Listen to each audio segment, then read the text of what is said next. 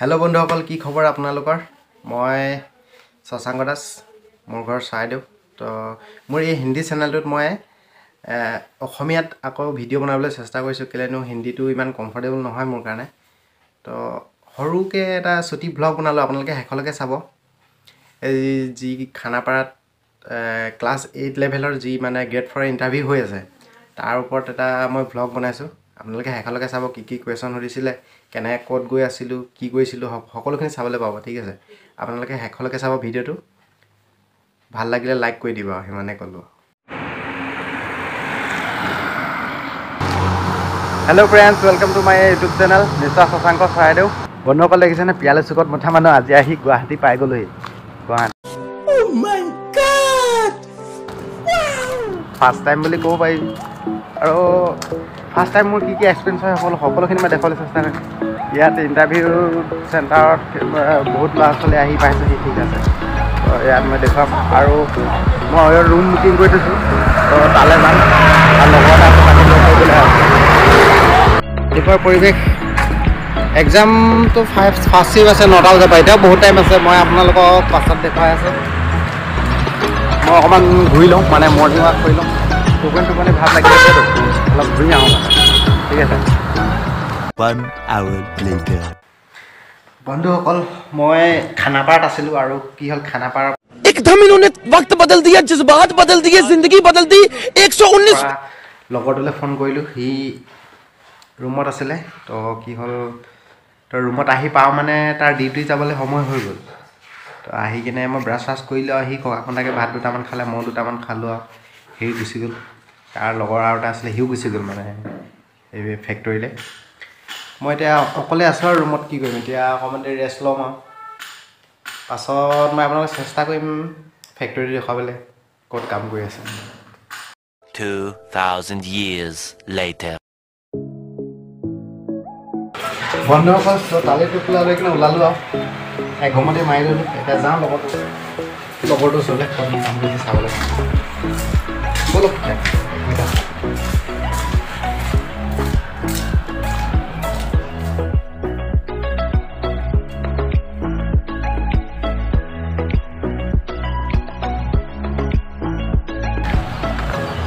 বন্ধুসকল মই বৰ্তমান আছোঁ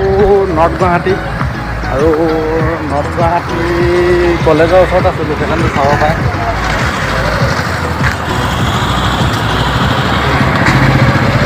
এইফালে দি আছে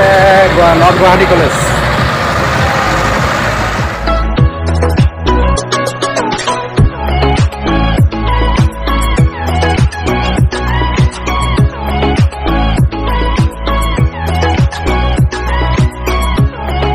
নৰ্থ গুৱাহাটী কলেজৰ সন্মুখেদি মই এয়া বেটেৰী ৰিক্সাত মোৰ লগৰটোৰ ৱেৰ হাউচলৈ গৈ আছোঁ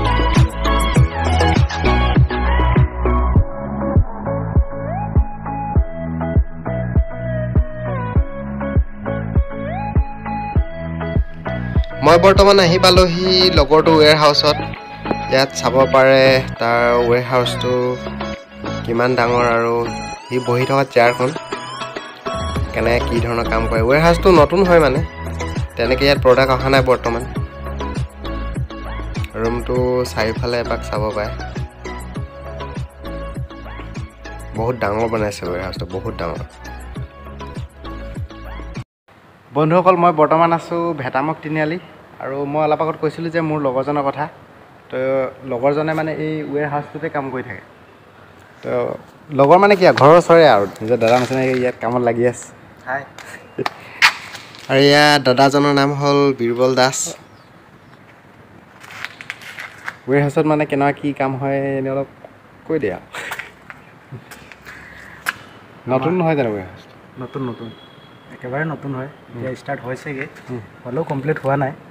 এতিয়া আমাৰ বৰ্তমান প্ৰডাক্টখিনি আহিছে ছিষ্টেমত এতিয়া আপলোডিং হোৱা নাই হ'বগৈ আৰু তাৰপিছত আপোনাৰ প্ৰচেছ কৰা হ'ব ইয়াত এইটো আপোনাৰ যিখন ওপৰত বিল আহে আৰু এখন ভিতৰত থাকে ইনভইচ এইটো হ'লগৈ TC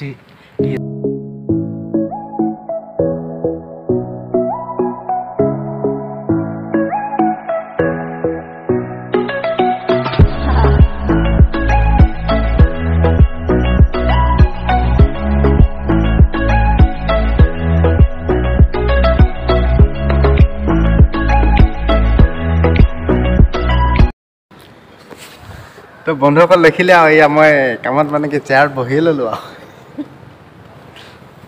তাৰপিছত খানা পিনা খাম আৰু তাৰপৰা যাম ক'লৈ যাম খানা পালে যাম লগৰটোৰ ৰুমত বিন্দাছ খাই বৈ বৰ্তমান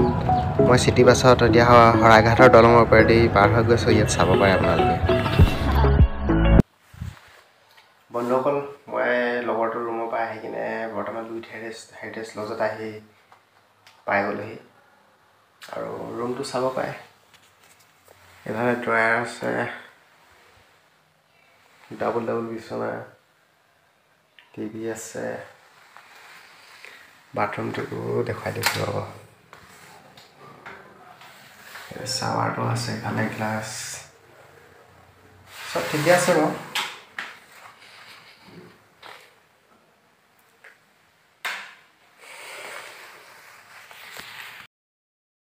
আজি মানে কি হ'ল গম পাইছানে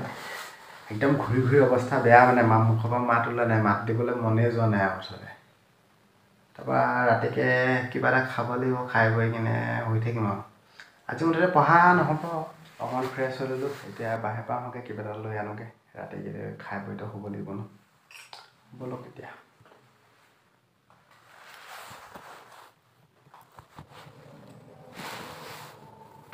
চাৰিআলি ফালে অকণমান ওলাই আহিছোঁ চব বহুত ভিৰ আছে মই চিকেন ফ্ৰাইড ৰাইচ অকণমান লৈ যাওঁ পানী বটল এটা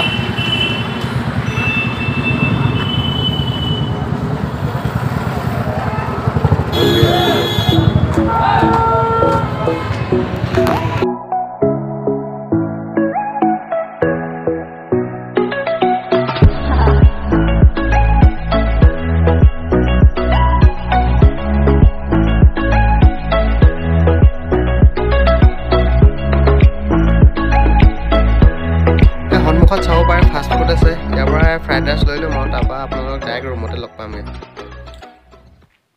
ফ্ৰেণ্ডছ আজিলৈ গুড নাইট দিলোঁ আৰু দেই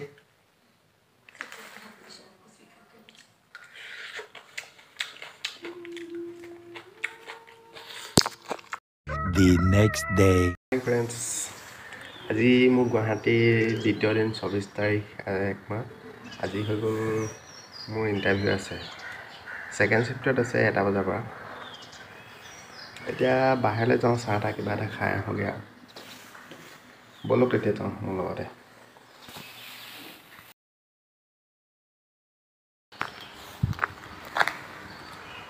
এইয়া চাওক ইয়াতে আছিলোঁ মই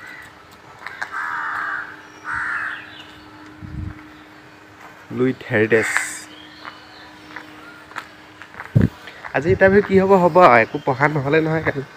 এতিয়া পঢ়িব লাগিব চাহ কিবা এটা খাই কিনে এতিয়া মই ভিতৰৰ গলিৰ পৰা ওলাই আহিলোঁ এতিয়া এই ৰাস্তাতে গৈ আছোঁ সেই সন্মুখতে মন্দিৰ আছে এইফালে গৈ ৰাইট চাইডে ঘূৰিলে মানে মেইন নালিটো ওলাবগৈ মানে ৰাতিপুৱা মানে গুৱাহাটীত পূৰা ভিৰ লাগিলে আৰু বশিষ্ঠ চাৰিআলিৰ ওচৰত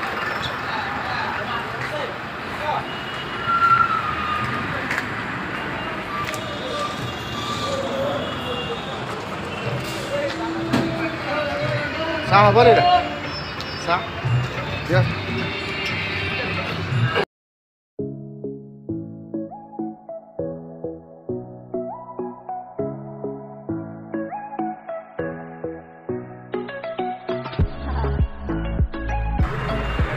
চাহ তাহ কিবা এটা খাই লওঁ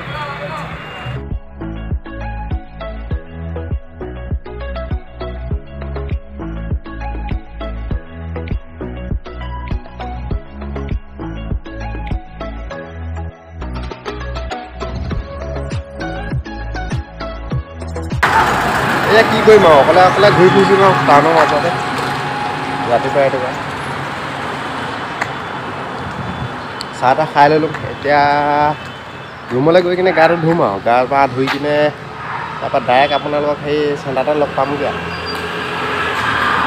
1 hour later. গোটেইটো বেপাৰী যেন লাগিছে নহয় জানো বন্ধুসকল উপায় নাই খোজকাঢ়ি গৈ আছোঁ মানে কি হ'ল মজা ঘটনা এটা হ'ল চমনি ঘটনা এটা মানে ৰুমৰ পৰা যেতিয়া ওলাই আহিলোঁ বেলেগ মানুহ এজনে ৰুম মানে গাড়ী এখন বুকিং কৰিছিলে কিন্তু ড্ৰাইভাৰজনে মোক আহি ক'লে ব'লা বোলে ভাইটি যাওঁ বোলে এইটো ঠিক আছে তো মই উঠি ল'লোঁ মই ভাবিলোঁ চাগে ভাড়া লয় চাগে কিন্তু মানে ঘটনাটো কি হ'ল আধা ৰাস্তা যেতিয়া আহি পালোঁহি তেতিয়া মানে কৈছে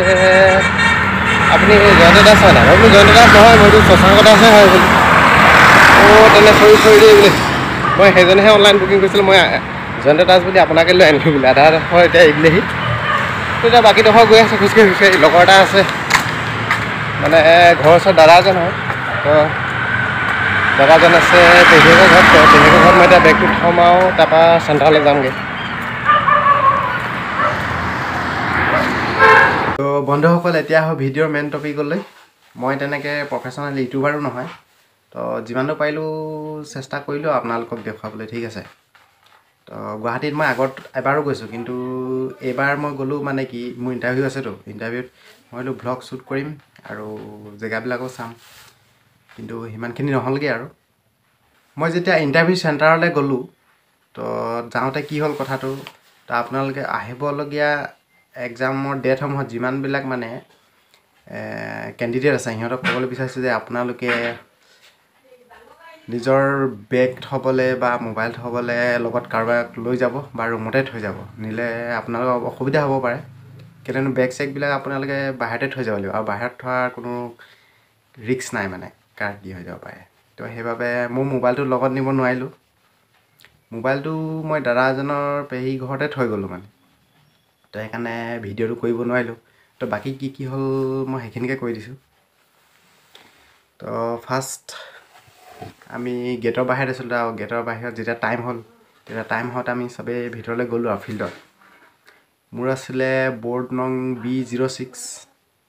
B06 মানে কি যিমানবিলাক বৰ্ড আছে 10টা বৰ্ড থাকেতো প্ৰত্যেকটো বৰ্ডতে 50টাকৈ কেণ্ডিডেট থাকে